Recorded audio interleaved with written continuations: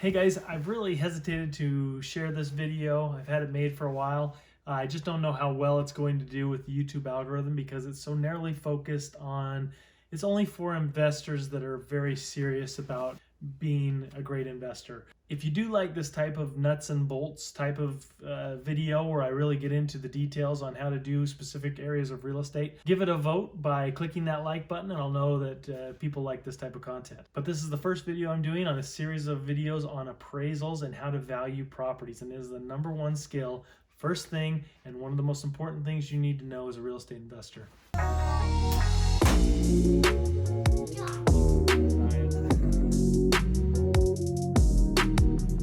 So today we're talking about valuing properties, and it is the most important thing that you can know as a real estate investor. And I think I have a pretty good perspective when it comes to this because I've been an appraiser for around 20 years. I've also been investing in real estate for about 19 years. I've been a real estate broker for around 10 years. I've also built homes and done manufactured housing as well. So with that big mix of experience, I can kind of come to the table and have a really well-rounded approach when it comes to valuing properties.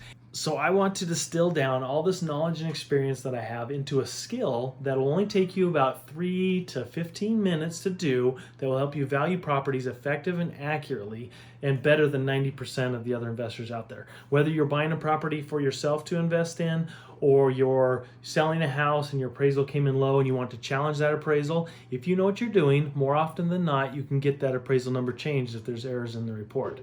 But as an investor, there's no more important skill than to be able to value a property accurately and effectively. And if you can do that, you'll be successful. You can outsource this part of the process, but you better make sure that this person that is looking at the values and making sure the numbers are on point really knows what they're doing. 99.5% of real estate agents out there don't know how to do it.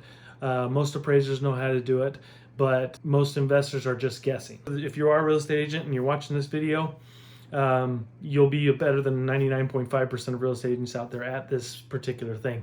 I get calls all the time from real estate agents asking me how an appraiser would do this, X, Y, or Z. How can the appraiser justify doing this or that? And I'm going to show you that, and I'm going to teach you how to do it, and so you can be confident in your appraisal skills. I started appraising in 2001, and shortly thereafter I started flipping houses, and so I still really got to see how much things cost in the way of repairs. And as I applied that to my appraisal practice and be like, okay, this property is a nice property, but it needs X, Y, and Z repairs. What effect does that have on the market value? If I put in granite countertops for $3,000, is it going to return to me at least $3,000 or more?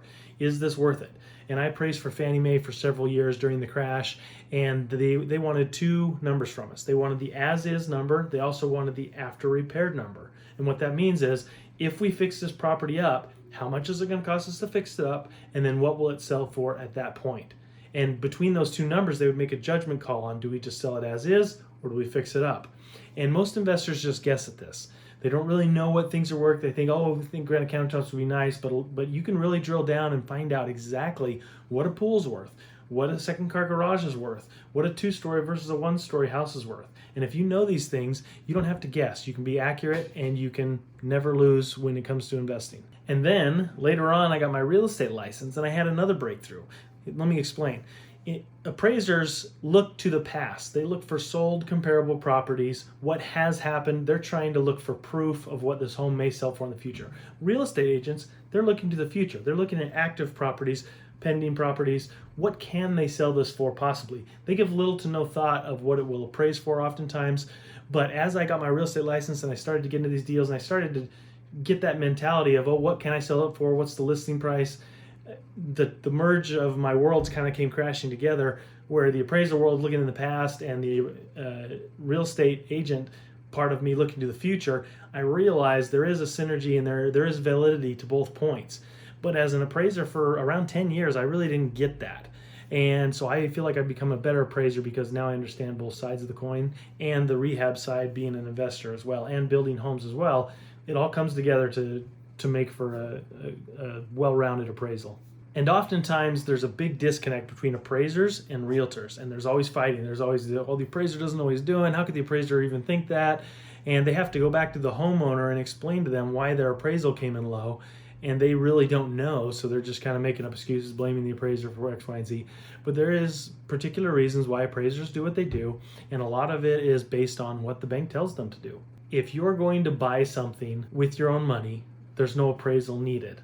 But if you are going to lend money or borrow money from a bank, the bank wants to make sure if you default on your loan, can they take this property back and can they sell it and get their money back?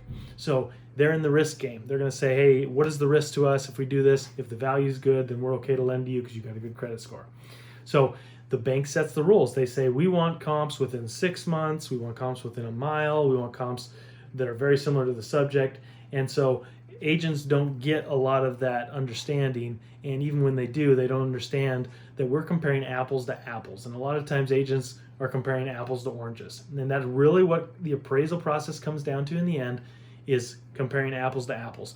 The point of this whole video is to show you the difference between the different apples, what makes an apple different than an orange when applying that to real estate. So when doing an appraisal, like I said, a lot of it's up to the bank, but if you are an investor, it's going to be up to you on how you come up with this value.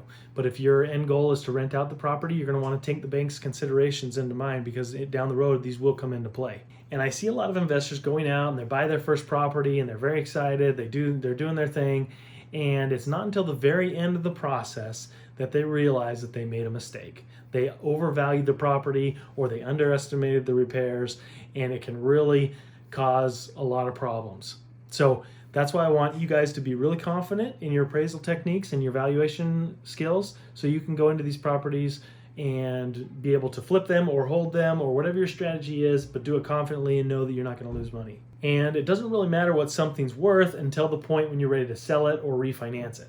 And at that point, you're going to get a bank appraiser is going to come out and he's going to appraise the property. Now, understand this, that if you get 5 different appraisers to come out to appraise a single property, most likely they're all going to come out with a different number. And you're like, well, how can that be? That's because this isn't an exact science. It's more of an art form than a science almost. But there is a range within all those appraisers will probably come. And that's based on the comparable properties in the area. And so my goal for you is to make that margin as small as possible and as accurate as possible so you can be confident. So that's why, in my opinion, this is the most important skill you can have as a real estate investor. You don't want to be guessing. You don't want to be gambling with your money. You want to be educated and you want to be able to put your money out there with a marginal risk. And one of the problems with a lot of real estate coaching is they just skip over this step entirely about being able to value properties good.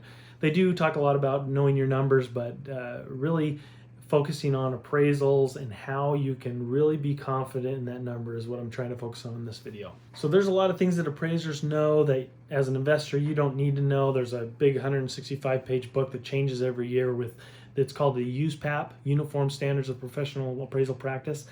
And that's not something that investors really need to get into. It's a lot of hoops that we have to jump through as an appraiser when you're doing an official appraisal. But this video is focused on how to get the investor to get the right number. That's really what we care about. How can you get the right number, or how can you find out if that repair that you're going to make is going to give you that money back, or if you're just throwing good money after bad. So let's say, for example, you offered me a priceless piece of artwork from a more obscure artist that I may not know. And you said, hey, I'll sell you this painting for $1,000. I would tell you no. My mom's an artist. I've got all the art I need. It costs me hardly anything. And if I do buy some artwork, it's not going to be for millions or thousands of dollars. So I would tell you no. Little did I know that artwork may be worth millions of dollars. So my point in giving you that example is if you don't know what something's worth, then how can you make an accurate investment into that thing? So this is going back to this. Why I think this is the most important thing to know as a real estate investor. And also, as an investor, when you're going out to properties and you're meeting with people and you say, hey, what would you like for your property? And they say, I don't know. I looked at the Zillow estimate and they said my house is worth $150,000. And inside, you know that this estimate can be totally wrong or it can be completely accurate. But based on your knowledge and your experience, you can go and say, hey, I think I can sell this property for $200,000. Then you can go in, you can give the seller what they want, and you can get what you want, get a good deal, and everybody wins.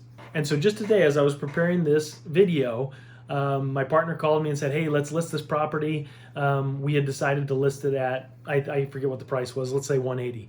And I said, you know what, let me take a quick look. And so I hopped on the computer, and I was going to just agree with him and just go with that price. But I hopped on the computer and looked, and I realized the values had gone up significantly in this area on this type of house over the last few months.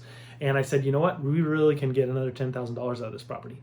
Just by having this skill and spending 5 to 10 minutes looking at the value, I was able to make us $10,000 on this property. All right, everyone, like and subscribe if you like this type of content, and keep me posted on any questions you have in the comments below, and let's get the conversation started.